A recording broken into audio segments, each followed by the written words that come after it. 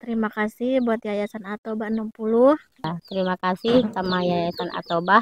Ya kita berterima kasih banget ya karena adanya itu ya yang sekarang ini yayasan ini kita jadi bisa numpang tinggal ibaratnya ya. Dengan adanya Yayasan Atoba 60, alhamdulillah kita di sini semua. Maksudnya lebih baik lagi gitu ya. Assalamualaikum warahmatullahi wabarakatuh. Kami ucapkan banyak terima kasih ke Yayasan At-Taubah yang sudah menempatkan kampung untuk para mualaf dan sudah mempercayai saya untuk membina kampung mualaf. Semoga Yayasan At-Taubah makin sukses, makin ada dalam ridha Allah Subhanahu wa taala.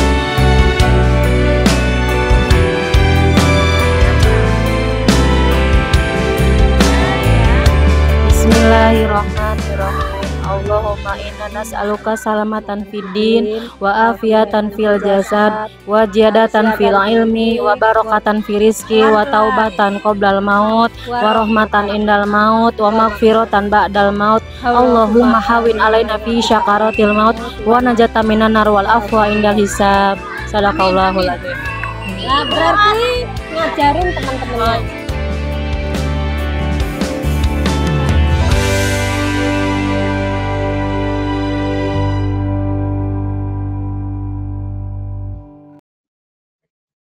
Assalamualaikum warahmatullahi wabarakatuh. Berjumpa lagi dengan Jadi HMC ya, channel yang mengedukasi dan menghibur. Di kesempatan kali ini saya akan menampilkan bagaimana perjalanan tim HMC ya teman-teman. Tim HMC dalam mendatangi sebuah kampung yang dibuat oleh Yayasan At-Taubah. Jadi ada sebuah kampung yang dikelola oleh Yayasan At-Taubah, di mana kampung ini adalah kampung yang dikhususkan untuk saudara-saudara kita Baduy yang sudah menjadi mualaf. Jadi kita tahu teman-teman, Baduy adalah salah satu suku yang ada di Indonesia, yang hidupnya di wilayah Banten teman-teman. Bagi teman-teman yang nggak tahu Baduy, ya kalian search saja dulu. Jadi Baduy ini adalah salah satu suku yang ada di Indonesia yang masih menganut kepercayaan, yaitu Sunda Wiwitan.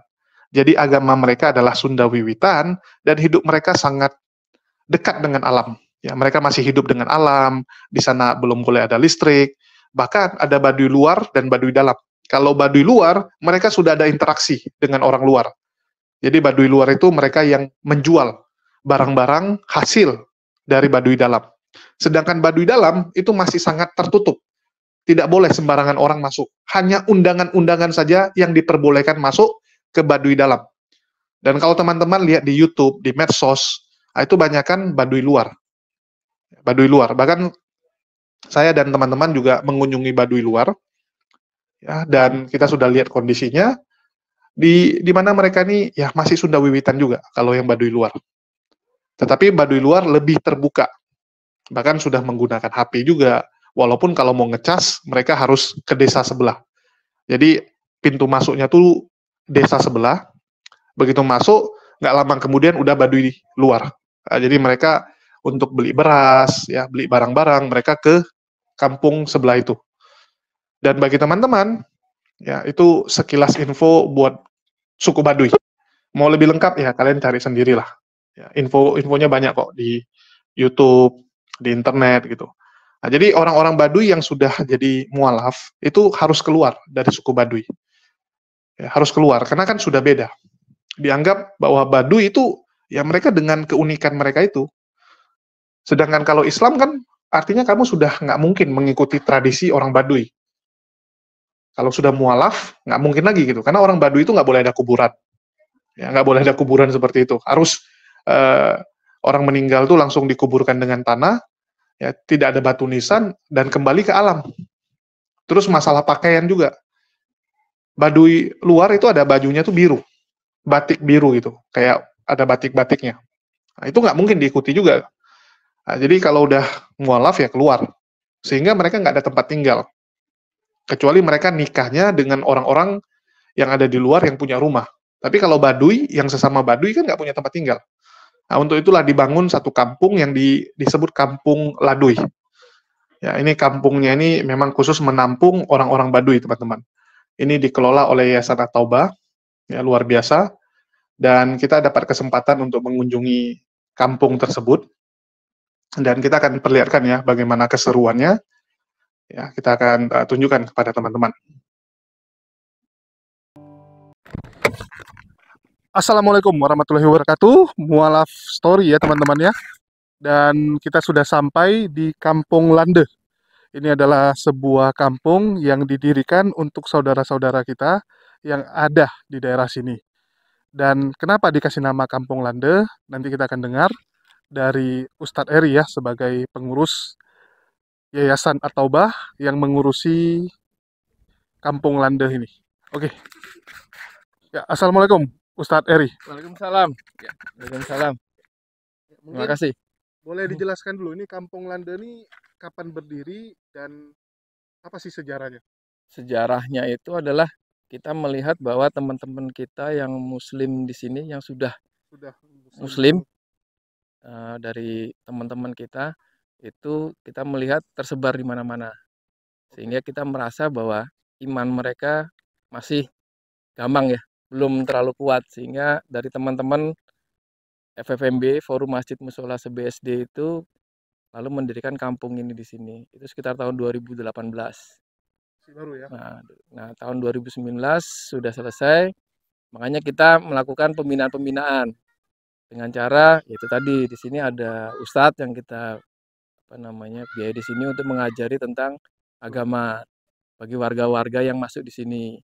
Kemudian juga untuk kebutuhan mereka, perekonomiannya kita kembangkan bekerja sama dengan beberapa institusi supaya mereka belajar untuk dapat hidup mandiri. Nah, ini salah satunya adalah ya ini kita bangun homestay ini untuk nanti semua keuntungan dari homestay ini adalah diberikan ke para warga. Jadi intinya adalah kita membina, memastikan bahwa mereka itu agamanya lebih kuat. Mungkin boleh sambil jalan kita, Pak? Iya, kita ngelihat pertama adalah masjid dulu yang kita bangun. Oh, jadi udah dibangun masjid juga di sini? Iya, jadi kan utamanya kan kalau beragama Islam kan harus ke masjid dulu. Jadi kita mendirikan masjidnya di sini. Selain perkampungan, kita juga mendirikan masjid sebagai sumber, sebagai pusat untuk kita berdakwah. Lewat sini aja, lewat situ nggak? Oke.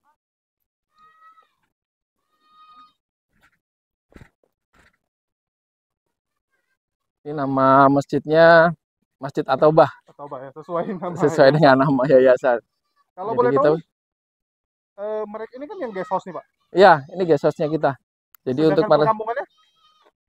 Perkampungannya di belakang di sini. Jadi ada dua area di belakang di sini, sama yang kita sebut blok B, dan di yang sebelah sana kita sebut blok A. Ini ada total berapa ini sih? Sekarang itu keluarga? 26 keluarga. 26 kakak ya? Iya, 26 kakak. Ini dulunya mereka ini sebelum tinggal di sini di mana, Pak? Ya, mereka tinggal di mana-mana. Tersebar. Karena kan begitu mereka masuk Islam, mereka kan harus keluar. Oh, mereka karena waktu jadi Islam itu mereka nggak boleh tinggal di area kampungnya lagi. Jadi sehingga mereka salah satu suku itu ya, Pak. Karena iya, nah itu ya. Iya, nah itu dari suku itu mereka tidak boleh tinggal lagi di areanya, sehingga mereka tinggal di berbagai macam tempat. Nah, dari situ teman-teman dari Forum Mushola Masjid BSD kemudian bersama-sama dengan Yayasan At-Taubah kemudian bangun ini perkampungan untuk menampung itu supaya mereka yang penting kan mereka sudah masuk Islam nih. Terus siapa lagi yang bisa membina mereka kalau nggak kita? Jadi waktu itu nyarinya gimana tuh, Pak, orang-orang ini? Ya kita bekerja sama dengan stakeholder yang ada di sini sih. dengan berbagai macam teman-teman pemerhati lah semua terhadap perkembangan Muslim di sini. Nah, ini masjid yang kita bangun, ini Masjid At-Taubah. Biasanya ini tidak hanya untuk masjid, tapi untuk kegiatan-kegiatan aula, warga masyarakat juga memakai di sini. Jadi tidak hanya Kampung Landeh aja yang memakai, tapi dari warga sekitar juga bisa memakai. Nggak biasa. Ya, kalau boleh tahu nih Pak, jadi keseharian mereka ini kan artinya mereka melakukan pekerjaan yang dibina ya oleh Yayasan At-Taubah. Itu contoh-contoh kegiatannya apa tuh?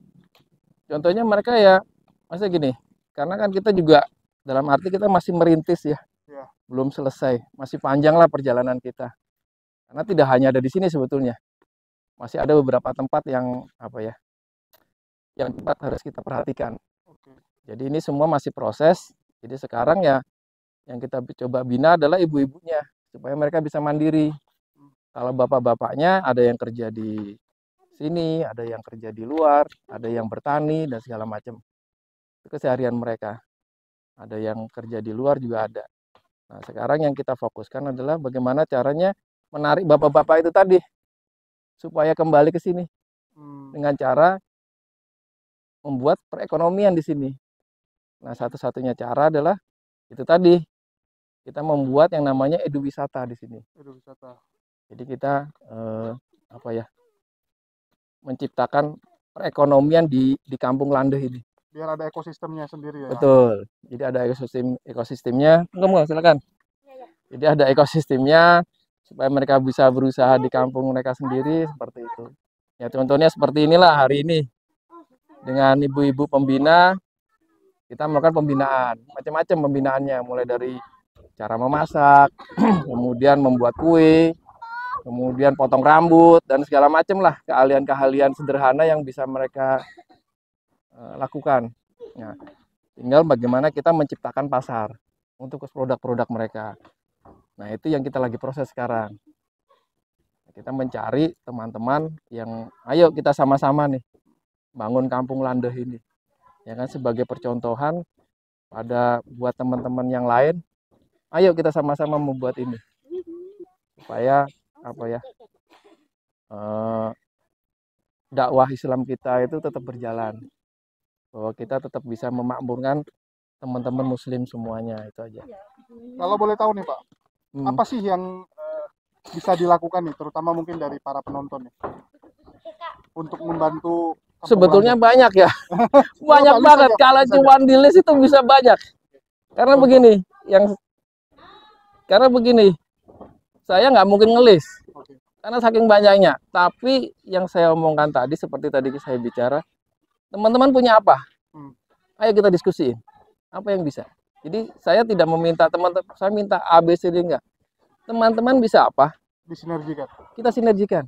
Teman-teman mampunya apa? Kita sinergikan. Jadi saya dibalik. Kalau saya lebih banyak ke sana, makanya saya ngajak beberapa nih, misalnya dengan teman-teman pengusaha. Ya udah Pak Eri, kita bangun eduwisata. Ayo. Ya kan? Apa mulainya? Oke, kita bangun yang namanya misalnya homestay. Kenapa homestay? Ya karena lebih mudah karena di sini kan pariwisata Baduy. Nah, sehingga mereka bisa mampir sini istirahat. Oh, jadi sebelum ke Baduy istirahat di sini. Ya, bisa istirahat di sini, mau sholat di sini, santai di sini segala macam. Kalau di sana kan yang ke Baduy kan di sana. Wisata Baduy. Dari wisata Baduy berapa jauh lagi, Pak? Sekitar 20 menit, 15 menit. Dan guest house terdekat ini? Iya. Nggak ada yang lain? Di daerah sana banyak. Di sana juga. Nah, tapi tidak selengkap di sini. Secara fasilitas di sini ya. Di sini kita ada guest house-nya, ada musolanya. Kalau mau tinggal di sini kita sambil berdonasi. Ya kan, kita pesan masyarakat sudah kita ajarin caranya membuat makanan dengan standar. Nah, kita membeli sama mereka. Jadi kita jadi dua, kita makan kenyang tapi kita juga berdonasi. Nah, itu di situ. Jadi kombinasi itu yang kita buat, dan itu masih pengembangan, ini baru tahap awal. Nah, ini kita nanti buat camping ground. Lagi sedang dibuat. Jadi habis itu nanti banyak segala macam. Tergantung dari teman-teman. Kalau boleh tahu nih luasnya berapa, Pak? Ini luasnya 2 hektar. 2 hektar. Nah, kita punya lagi 2 hektar yang di dalam yang khusus buat pertanian. Oh, di dalam dipakai untuk pertanian. Nah, di sini ada 2 hektar. Ini guest house-nya kalau orang mau booking tuh, itu gimana? Sementara ini masih proses ya, Oh, belum buka, belum buka. belum open, Kita belum open, kita masih apa ya, trial, masih trial. masih trial. Kemudian kita coba undang teman-teman deket, coba tinggal kemudian beri masukan. Jadi tapi kita belum open untuk umum. Belum open untuk umum. Nanti rencananya kapan kalau untuk open ini, Pak? Ini kita lagi menyiapkan masyarakat. Jadi kan kita membangun namanya eduwisata. Jadi ternyata tidak hanya membangun guest house, tapi lingkungan pun harus dibangun. Iya. Bagaimana caranya masyarakat menerima tamu, melayani tamu, dan segala macam itu masih panjang sebetulnya. Jadi memang ini baru awal ya, ini baru tahun lalu kita bangun. Jadi belum selesai. Ini baru selesai berapa bulan yang lalu, sebelum puasa baru selesai. 4 ini sebelum puasa baru selesai. Sekarang kita lagi trial. Dan rencana berapa memang? Ya 4 ini memang. Memang 4 aja. Nah, tapi nanti kita tambahin fasilitas camping ground. Camping ground aja. Ya? Jadi teman-teman yang suka backpacker, ya kan, tempat sholat dekat, kamar mandi juga ada di situ. Kita siapkan. Mau nginep kita siapkan lokasinya. Karena kita udah coba semua. Kemarin itu ada dari teman-teman UIN Jakarta, itu 150 anak kumpul di sini semua. 150 orang. 3 malam bermalam di sini. Sebelum-sebelumnya juga begitu. Ada 100 orang di sini sekolah. Jadi apa ya? Kita ya itu tadi, teman-teman punya, oh saya punya siswa Pak Eri. Ya udah, ajak ke sini. Nginap di sini. Kemudian supaya mereka juga belajar. Iya kan? Jadi ada kayak simbiosis mutualisme kalau dengan sekolahan, ya kan, mereka anak-anak belajar tentang bagaimana berempati terhadap masyarakat, bagaimana tinggal di alam. Nah, itu kita yang coba buat seperti itu. Itu kalau nah, guest house. Terus yang unit bisnis yang lain? Lagi proses. Nanti kita akan buat lagi nanti di situ UMKM. Belum jadi. Nah, kita lagi proses satu-satu. Jadi saya tidak mau secepat kilat. Tapi karena kita mau membina masyarakat, maka perlahan-lahan. Karena masyarakat harus bisa menerima, jangan sampai kita membangun sesuatu akhirnya menjadi konflik dengan masyarakat sekitar. Tapi saya kepingin ini menyatu. Makanya kita bekerja sama juga dengan pihak kelurahan, bekerja sama dengan pemerhati Baduy, kebudayaan, pemerhati semuanya untuk kita sama-sama lah bangun ini. Karena ini jadi percontohan. Nanti mungkin kita akan bangun lagi di lokasi lain. Di lokasi lain tuh untuk yang ya sama dengan kondisinya. Jadi maksudnya kan dari banyak teman-teman Muslim yang juga punya kampung seperti ini. Oke, jadi yang suku ini kan udah jadi Muslim nih.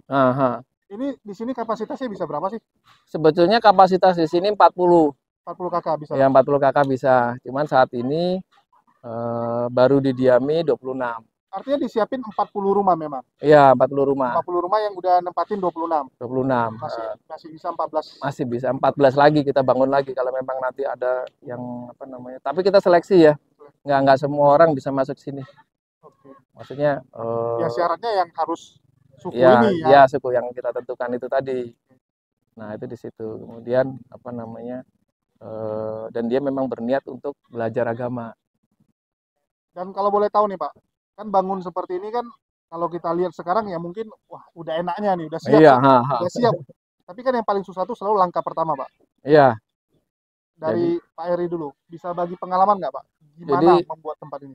Jadi langkah pertama kita selalu membuat itu kita harus mendekatkan masyarakat dulu dengan cara mengadakan pengobatan gratis segala macam. Oh pernah bikin pengobatan gratis? Pernah. Jadi kita nggak tahu-tahu bangun gitu nggak. Tapi kita benar-benar survei dulu. Jadi ini karena kita memang yang pertama mendirikan ini adalah Forum Masjid Mushola BSD. Kok bisa kepikiran untuk bangun ini? Ya itu dari mereka punya punya tim yang merasa mau berobat gratis di sini. Oh, awalnya dulu gitu. Awalnya gitu. Jadi berobat gratis.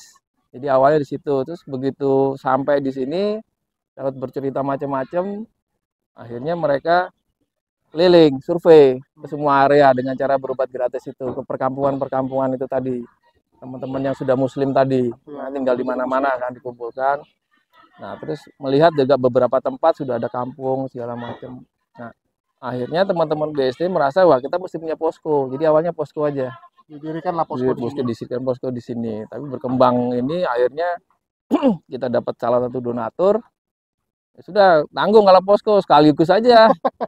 Kalau cuma posko doang satu sekaligus aja kita buat begini. Akhirnya mereka buat, ya kan. Nah, setelah ini terbuat, baru terpikirkan selanjutnya siapa yang ngerjain, kan gitu.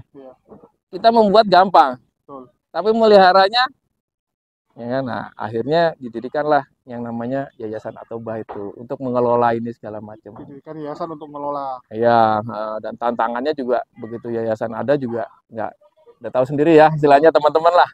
Kalau kita mendirikan sesuatu itu yang bersinggungan. Padahal Islam mayoritas di sini. Iya, Islam. Ada tantangan ya? Iya, ada tantangan segala macam. Karena kan penolakan dari tetangga, dari ya segala macam. Apa namanya? Akhirnya kita berkoordinasi dengan polisi, berkoordinasi dengan Pemda, berkoordinasi dengan Polda, semua kita duduk bareng. Nanti mungkin dilihat di situ prasastinya kita, tanda tangannya Bupati sama Polres. Karena kita di sini datang ke sini dengan apa ya? Dengan damai lah, kita tidak nyari sesuatu, kita cuma pengen bantu kok niatnya. Bantu sesama muslim, teman-teman yang baru masuk muslim, ayo kita bantu. Semangatnya sih sesederhana itu, tidak punya kepikiran lain-lain. Di situ jadi kita berkoordinasi dengan semua pihak, mulai dari pihak yang di sana, pihak pemerintah, pihak lokal, dan semua stakeholder yang ada di Lebak sini. Ya alhamdulillah kita disupport sampai sekarang. Sehingga ya kita berjalan seperti sekarang ini. Mereka ini masuk Islam udah berapa lama? Rata-rata yang paling lama tuh berapa lama sih? Sebetulnya macam-macam ya yang ini. Karena pada saat awal memang kita tidak sortir. Pokoknya siapa yang mau masuk sini aja. Yang penting lu dari suku ini. Dari suku ini. Nah, ya kan udah campur soalnya. Jadi macam-macam di sini. Ada yang udah mulai dari kecil, ada yang baru ada yang ini, bahkan ada yang baru setahun dan segala macam. Jadi kita memang awalnya beragam. Tidak apa namanya, tidak memilih. Karena memang kita tujuannya bantu. Kalau bantu jangan milih. Jadi kita terima semua intinya di situ. Tapi dari suku yang sudah kita tentukan itu tadi. Nah itu di situ. Setelah bangun ini ada lagi nggak yang masuk Islam? Sebetulnya banyak ya. Banyak. Cuman memang kan gini, yang melakukan di sini tidak hanya kita, tapi banyak sebetulnya. Dan kita sepakat itu tidak untuk digembar-gemborkan atau di-show-kan segala macam. Ya udah, yang penting kita dalam keadaan baik, semua berjalan baik, komunikasi baik, dan tidak terjadi apa-apa. Nah itu makanya di sini tidak terlihat, tapi sebetulnya banyak. Kalau kita mau hitung ya, tapi ya itu tadi kita sepakat di sini semua pemerhati yang ada di sini tidak melakukan itu tadi show off. Jadi kita ya udah kita jalan aja lah seperti air. Ya kan, kita rangkul semuanya, kita ayo sama-sama sehingga tidak jadi hal-hal yang fitnah yang tidak perlu gitu aja. Jadi untuk sehari-hari yang bapaknya ini banyakan kerja di luar. Kerja di luar. Harapan dari Pak Eri mereka bisa di sini. Sebetulnya harapan dari saya pingin mereka kerja di sini. Nggak perlu harus cari kerja. Nggak perlu cari di luar. Karena apa? Ya mereka mesti membangun daerahnya mereka sendiri. Sekaligus menjaga. Tapi kan dia kerja di luar, tinggalnya di sini, Pak? Iya, tinggal di sini. Tapi istrinya kan di sini. Jadi ada yang di luar, ada yang di sini juga ada. Jadi beragam ya. Ada yang kita punya tanah di sana 2 hektar itu juga kerja di situ. Jadi ada yang di luar macam-macam. Tergantung dari keahliannya mereka. Jadi apa yang bisa disinergikan lah. Mana tahu orang punya, misalnya butuh kerupuk gitu ya. Iya. Bagi ayo kita, ya, contohnya kerupuk nih. Oke, kita buat kerupuk misalnya. Terus kita kan membuat tuh hanya kerupuk. Kan kemasan mesti diperhatikan. Kemudian pemasarannya perhatikan. Kemudian istilahnya kebersihannya masih istilahnya POM-nya mesti standarnya ya kan, PIRT-nya segala macam. Nah, itu kalau teman-teman punya satu paket seperti itu ya ayo gitu loh. Punya pengalaman itu membangun sesuatu bisnis dari kecil sampai besar. Ya ayo kita buat. Jadi Atobah pokoknya di sini kita punya tempat, punya orang gitu ya. Iya, punya orang. Ayo sekarang dari teman-teman kira-kira apa yang mau dibantu atau di sini pasarkan. Contohnya lah sepertinya kalau saya tuh selalu memberi contoh itu yang namanya bolu. Bolu dikasih warna ungu, harganya sekian. Bolu dikasih gambar tiger bread, ya kan cuma dikasih pelonok-pelonok, harganya mahal. Kenapa nggak ciptakan bolu misalnya kasih nih, yang memang warnanya warna sini dan segala macam. Kenapa enggak? Itu nanti bisa naik harganya. Dan itu kan juga Kalau sudah itu kan jadi meningkatkan perekonomian nggak hanya di sini, tapi menular di semua. Jadi kayak seperti itulah. Jadi itu ya nggak perlu yang susah-susah berpikiran aneh-aneh deh. Sederhana aja lah, dari bolu aja lah. Bolu dikasih ungu jadi warnanya punyanya Bogor. Baru dikasih gambar Tiger Bread punyanya perusahaan ya kan. Ya seperti itu kan isinya bolu semua. Tidak ada dari, tapi ya itu tadi kreasi-kreasi seperti itu yang kita butuhkan dari teman-teman semua nih. Ya kan, karena saya ya istilahnya punya tenaga terbatas, tapi kan teman-teman masih muda-muda semua nih. Kan nanti bisa jadi contoh, kan tidak hanya di sini, nanti kita bisa kembangkan ke tempat lain. Jadi yang saya ambil itu efek itu bola saljunya itu tadi kemana-mananya. Jadi di sini jadikan center, kemudian kita undang semua ke sini. Contohnya lah membuat keripik. Kalau kita membuat keripik cuma goreng doang kan, tapi kalau kita pikirkan sampai sumbernya, berarti kan banyak yang dipekerjakan. Betul. Iya kan? Oke, singkongnya tentuin yang paling bagus, singkong warna. Oke, kita siapkan lokasi, tanam sendiri semua begini, hasilnya kita beli, kita jadiin keripik. Keripik dibuat sedemikian rupa dengan standar. Kemudian ada yang nampung, ada yang memarketingin. Itu kan butuh apa ya? Butuh expert. Butuh orang yang ahli, dan saya hanya mau bekerja sama yang ahli. Kalau di sini ahlinya semua nih, ini ahlinya semua nih, saya bilang gitu. Yuk ahlinya kerjain. Akhirnya buat mereka yang namanya homestay. Yuk ahlinya ngebor, itu kita punya bor air itu. Yang mengerjakan perusahaan bor, perusahaan mining. Kalau cuma ngebor doang banyak. Tapi waktu kita membuat air itu kita scan. Kita cari sumber air yang benar-benar bagus. Jadi enggak itu. Jadi kita harapkan seperti itu, karena istilahnya kalau itu dikerjakan oleh ahlinya itu insya Allah hasilnya lebih bagus. Bukan saya merendahkan semuanya. Ya, luar biasa ya teman-teman kepedulian dari Yayasan At-Taubah tentunya, sehingga bisa membuat satu komunitas seperti ini, satu ekosistem seperti ini, di mana Yayasan At-Taubah itu bukan memikirkan gimana supaya mereka tinggal saja, tetapi gimana mereka makan, gimana kehidupan mereka, bahkan gimana akidah mereka ya, itu sampai dipikirkan sedemikian kompleksnya. Ya, jadi semua dipikirin sama Yayasan At-Taubah, dan ini perlu kita tiru nih, semangat seperti ini perlu kita tiru teman-teman. Ya, sehingga kita berharap yayasan-yayasan Islam yang lain juga bisa ikut tergerak, mengambil bagian dalam mengurusi saudara-saudara kita yang memang membutuhkan.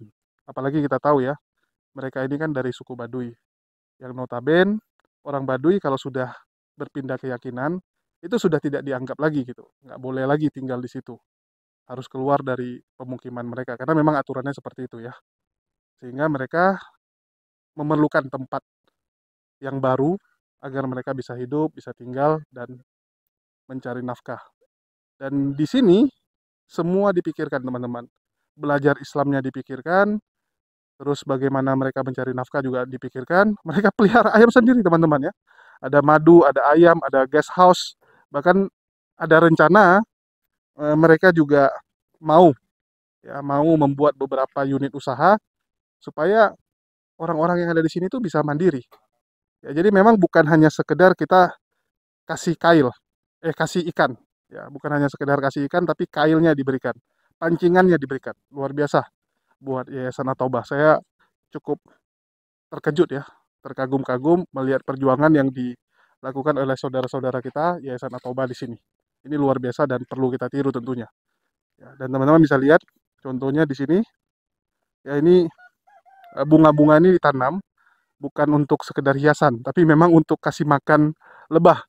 Ya, ini lebah-lebah yang akan menghasilkan madu. Jadi side job dari saudara-saudara kita di sini ya, ini membuat kebun-kebun lebah dan madu.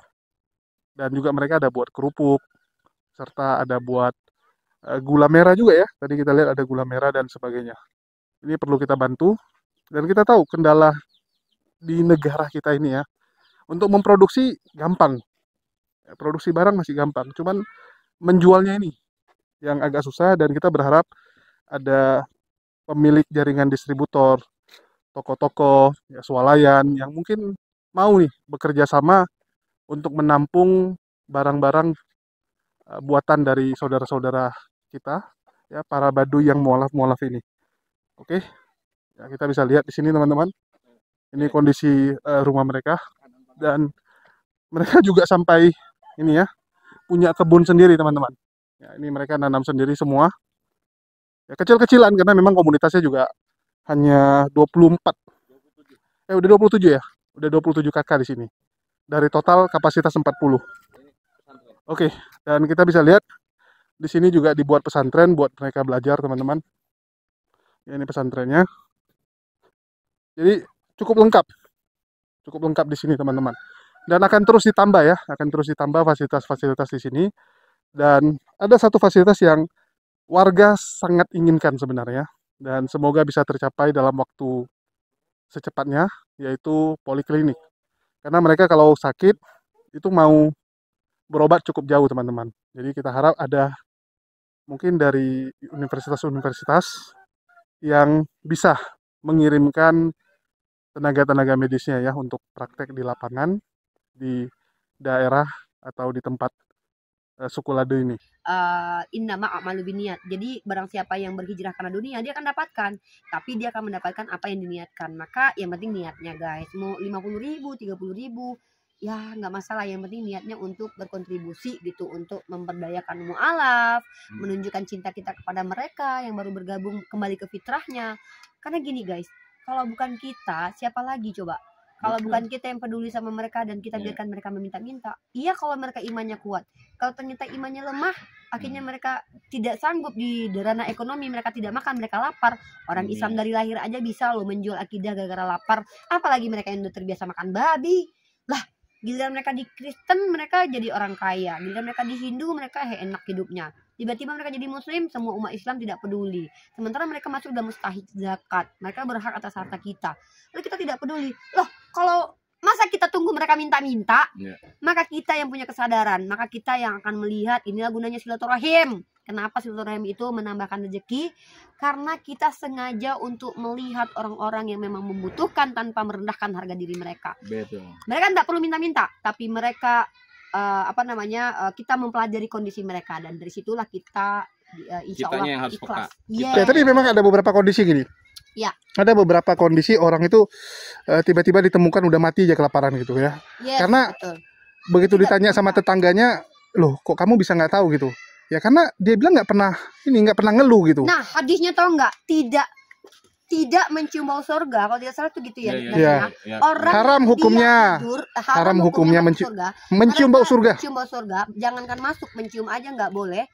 Mereka yang tidur dengan kenyang, tapi tetangganya, saudara dan tetangganya kelaparan. Oh, itu benar banget. Iya, jadi apa ya? Islam itu kan rahmatan lil alamin. Konteks Islam ini adalah bersilaturahim. Makanya kita tuh tetangga, mukmin yang baik adalah mukmin yang tetangganya selamat dari kejahatan lisan dan tangannya. Pertama itu. Yang kedua, kita sebagai pribadi muslim, prioritas kita tuh orang terdekat.